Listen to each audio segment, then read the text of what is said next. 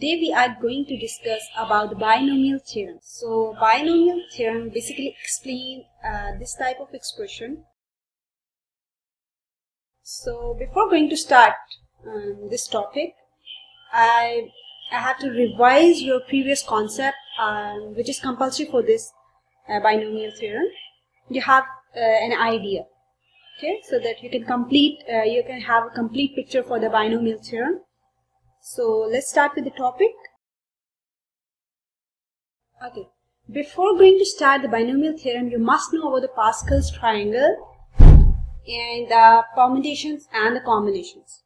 Okay, so why you need the Pascal triangle and the permutations and combinations? So here is the answer. Like, we have the coefficient of this term.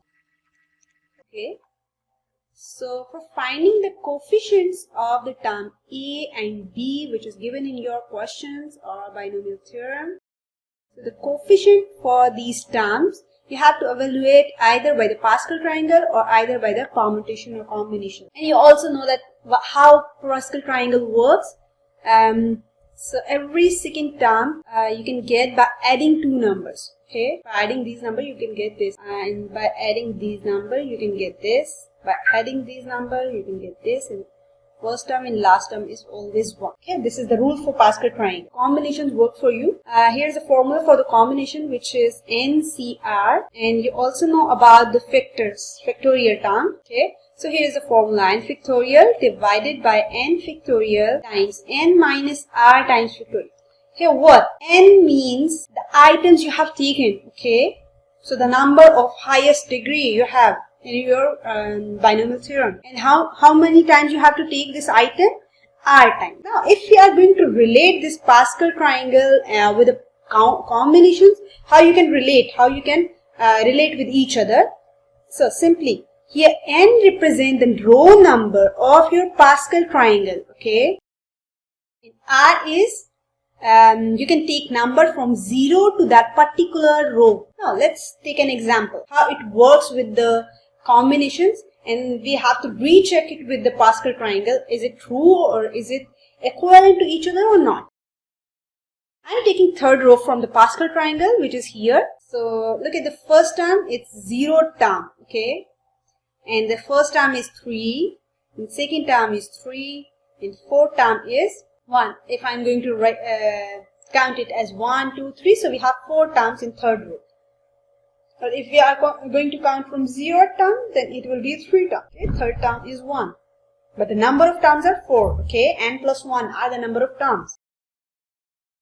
I am going to apply it with the combination formulas and then recheck it with the Pascal triangle. So here I am going to write n is the row number. Okay, so n is equal to 3, which is row number. Okay, and we have said that r, what we have to take the value for r, it starts from 0. It starts from 0 to the number of row. Number of row is what? 3, right? Okay, now 3C0 means you have to put it in a formula. 3 factorial divided by 3 factorial 3 minus r. R is 0 over here. So calculate it, you can get the value of 3C0 is 1. Similarly, 3C1 you can get first term by using this formula. You have the answer of 3. Okay. Similarly, if you want to calculate the second term, you have to evaluate the formula 3C2, 3 factorial divided by 3 factorial 3 minus 2 is 3. Got it. Okay, 3 times 3C3, it means you get the value of third term. Okay, put it in a formula and you have to calculate. Now look at this. 3C0 and 3C3 is always 1. Now look at the Pascal triangle. Every 0 term and every nth term from your Pascal triangle is 1. Look at the second row. Look at the first row. Look at the sixth row. Okay. Now one thing more. If I am going to rewrite this expression, this expression can be written as like this also. 3C0. We can rewrite like this. 3 times C. So 3C0. Okay, it's same. Okay, and formula is same. So it's 0th term and have value of 1. Okay. Now if I'm going to summarize this 3C0 is equal to 3C3, or you can rewrite like this: 3C0 equals to 3C3 and it is equal to 1. Okay. Now the first term represent u and second term or the lowest term represent u r. Okay, that's it. That's you have to recall the permutations or the combinations and about your Pascal triangle. Come back to your topic, which is binomial theorem. So we have to evaluate in binomial theorem for this type of expression. Okay, so here n must be a positive. Here n is the positive integer. Okay, so here n must be a positive integer. If you are going to find the values or the coefficient for the values a and b, how you get the terms? So we can use the combination formula. Okay, what does it mean when I say like other term? Okay, if I'm going to give you an example, is you have formula a plus b power 2, okay, square. 2 is a positive integer, so you all know like a square plus 2 times ab plus b square. I'm going to just give an example how a combination work with the binomial theorem. Okay, and then a plus b power 3, as 3 is the positive integer also. So it's a cube plus 3a square b plus 3ab square plus b cube. Now look at the term. Now you can look at the term a square plus 2ab plus b square. Now look at the coefficient. Here coefficient is 1. Here coefficient is 2. Here coefficient is 1. Okay. So power is 2 means you have n as 2, right? It means you have n 2. It means you have to recheck it with Pascal row number 2. Okay. So I'm going to write like this. 2 times C0 is 1. 2 times C1 is 2. 2 times C2 is again 1. Okay. This is what we have in a formula. Okay. Now look at the second formula. N is 3. Now you have to recheck it by yourself. How you get this? You have to recall like this. Okay, N is 3. So you have to look at the row number 3 and a Pascal triangle. And if you are going to write like this, I am going to using another expression. How we can write like this? 3 times 0. 3C0 is 1. Yes, 3C1 is 3, right? 3C1, 2 is again 3. Good. And 3C3 is 1. Good. You can equate these expressions. Either you can write like this or either you can write like this. Okay. Like we have this expression. How it's gonna work? Now look at the terms with having a and b. Okay. If I'm going to write like this. So you can have an idea like when you are going from right to left, okay, or you can move from left to right. When you are going to from left to right, what you have to do? A decreases. Power of A is going to be decreased. Okay, and when you are moving left to right, when you are going to move from left to right, what does it mean? It means the power of A reduces. Okay, so power of A reduces, whatever they have power. And what else happens? When you move from left to right, power of A increases, power of B increases, the second term. Okay, the first term and the second term. Second term, power of B increases. First term reduces their power and second term increases their power. Okay, and that's it. Now, if we are going to generalize this expression, what happened? Okay, I'm going to generalize this. A plus B power n. Okay, we're going to start like this. we have to write the coefficient first. Okay, I'm going to write coefficient in this red color. So n c 0, because r starts from 0 to that power of n. Okay, whatever you have power, so we are going to start from 0. nc 0, and then second term have coefficient nc1. Again, I'm leaving space for the power of a and b. So the third term may be nc2 with the value, and then so on. If we are moving, last term is ncn with factors a and b. Okay, so now we are going to write the a and b. So we said that when you are going to move from left to right, so it means power of a reduces. It means power of a at the start, it has the highest power we have. Okay, and in the b have lowest power. This is lowest power is 0. Highest power is n, and lowest power is 0. Okay, now let's move for the second term. It's a. Now n reduces by the one factor. Okay, n minus 1 times b. Now b increases from 0. Okay, now we are going to generalize this formula, binomial theorem. Okay, so it's a plus b power n. As far as coefficients are concerned, so I'm just going to write over here first coefficients for these terms, and I'm going to write with the red so it is visible for you. nc0. Okay, so nc0 is the zeroth term for your binomial theorem. Okay, and I'm going to give a blank for the power of a and b. Now the second term nc1, and for the third term it's nc2. Okay, now if we are going to continue this pattern, you can get the last term which have coefficient of ncn. Okay, now what about the terms having a and b?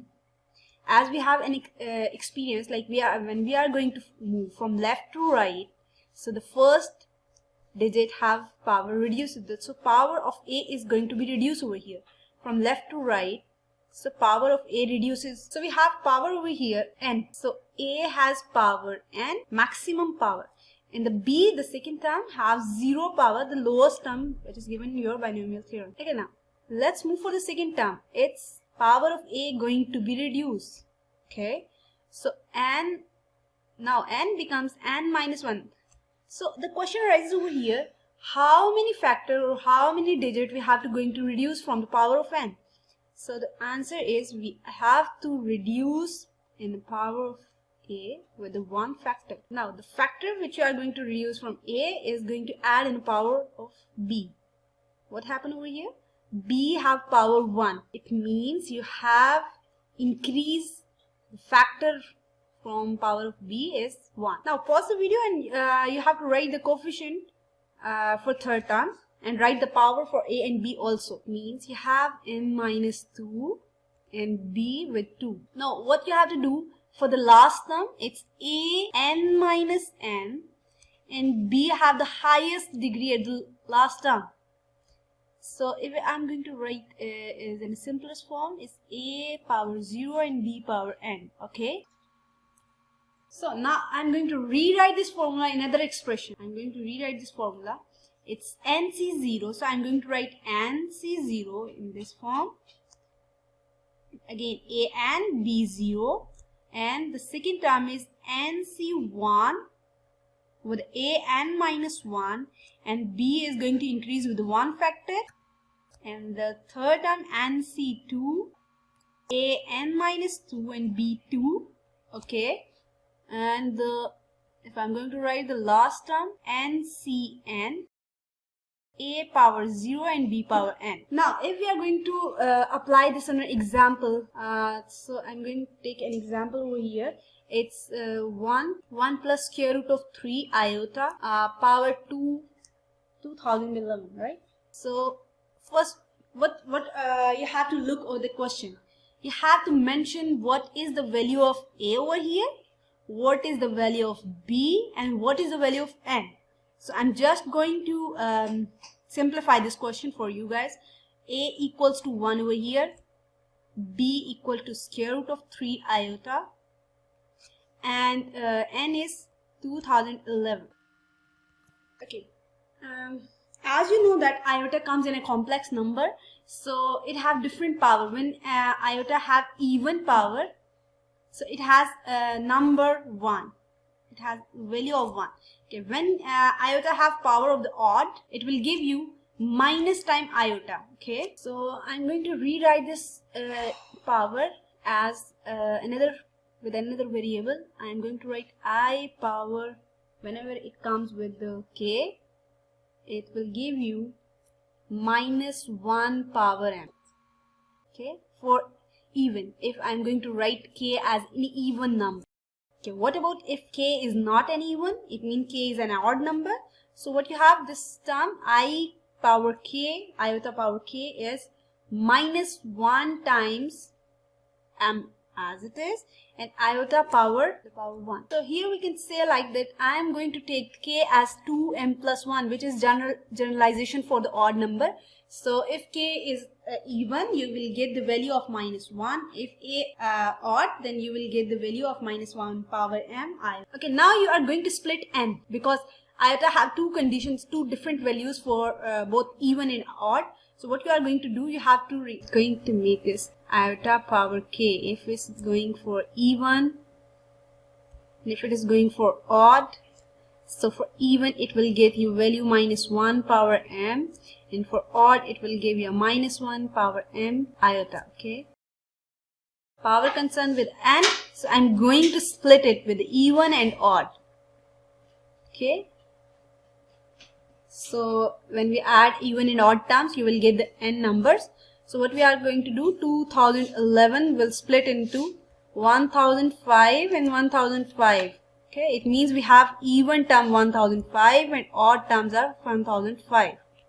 Okay, so just apply it in a formula.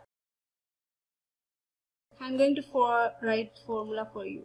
1 plus square root of 3 2011. Okay, so I'm going to split it. I'm going to write summation sign from k. It start from 0 to 2011. Okay, so 2011. I'm going to write here 1 power and square root of 3 power iota. So here comes k and here comes n minus k. Okay, either 2011 minus k. Now you have to apply it. Pause the video and you have to apply it for even and odd. Now look at the example I have taken within a general format. 1 plus 3 iota power 2011. So I'm going to write in this summation formula. Okay, as we know that we have summation for a plus b power n. If I'm going to write in a summation form, it's k from 0 to n, and a with n minus k and b with power k. Okay, so you have to take it as an information. It is useful for you. Now I'm going to write this k from 0 to 2011, and for coefficient you can write like this. I have missed over here is the coefficient from n to k. Okay, so you can write power, highest power over here, and the k is your dummy variable. So you can split like 1 is the first variable over here. So I'm going to write 1 as an a and the square root of 3 iota as an b. Okay, so here you have to write n minus k. Okay, so n is 2011 over here and minus k as it is, and you have to write like k as it. So whatever you have taken the value for 1, it is always give you value for 1 as 1. Okay, whatever you have taken the value power of 1, it will give you an answer of 1. Okay, so I'm just avoiding it as here it's 1, so I'm not going to write here 1 multiplied with that. Then I have going to simplify this expression, square root of 3 power k. So it's k by 2 iota power k. I already explained how iota power k works when for even and odd. So I have split this summation formula when you are going to write the values even. So I have split it over here. So 2011 and 2m is over here, even numbers. Okay, so even number will give you iota power k. When it comes with the even number, you have an answer of 1 minus m. Okay, with k is equal to 2m. Okay. And when it comes with an odd number, it means you have taken 2m plus 1. So you will have answer over here. So whenever you have iota power k is an odd power, so it will get you minus 1 power m iota, okay, where k is 2m plus 1. So as we know from 0 to 2011, 1005 number of terms are even. So I have written over here 1005 and 1005, and now 3 power m minus 1 power m will give you minus 1. So write it like this. And here iota have no power of n, so no need to take it in a summation form. Okay, so I have put it outside the summation sign. And then 2011 2m plus 1, which is generalization for the odd number, and that's it. Now what you have, if you have any power with a negative number, for the same, what you have to do, 1 plus square root of 3 iota with negative power minus 2011. So you have to make it and as a positive integer. How can you do that? 1 divided by 1 plus square root of 3 iota 2011. Now it comes with a positive integer. Okay. So you have to do it by yourself. If you have any difficulty, you can comment me in comment box. And thank you. Hope you enjoyed the lesson.